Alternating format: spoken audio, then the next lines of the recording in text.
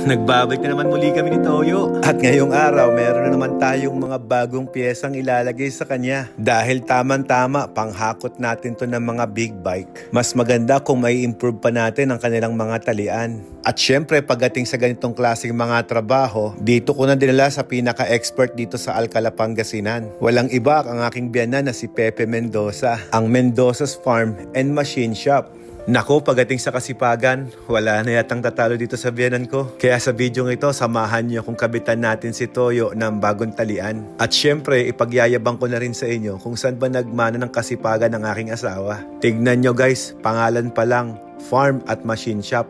Alam nyo na guys kung ano yung trabaho nila, di ba? At katabing-katabi lamang yan ng aking negosyo sa Watermax Enterprises. Dito sa amin sa Alcala, sila po ang pinaka-expert pagdating sa pagko-convert ng mga sasakyan, lalong-lalo na sa mga harvester. Etong upgrade na gagawin natin kay Toyo, nako, basic na basic lang to sa kanila. Napaka-simple lang nito dahil talian lang naman ang ilalagay nila. Ipapakita ko muna sa inyo kung saan ko muna pinapalagay yung mga talian dito kay Toyo. Pinapalagyan ko din siya dito sa gilid para mas stable yung motor na itatali natin. At 4 na pirasong talian naman dito sa bandang harap. Pag ganito ang setup mo, 2 big bike agad ang kaya mong ikarga sa kanya. Pero pagdating naman sa mga dirt bike, nagpalagay na rin tayo dito sa bandang gitna, itong kulay itim na ito. Hindi maaring basta-basta na lang natin ilagay ang ganitong klaseng mga talian. Kaya ito, nag-improvise tayo ng kanyang malaking washer. Dahil kung irerekta natin siyang ikabit doon, nako, mapupunit lang siya katagalan. Ito nga, napaka-madiskarte talaga ng aking benan. Tingnan nyo, sabay-sabay niyang bubutasin yung bakal na yan. Habang hinihintay nga nating butasin ang mga bakal, ipapakita ko muna sa inyo si Toyo. Sa mga panahon na ito, naka-PPF na rin siya galing sa Wash Authority.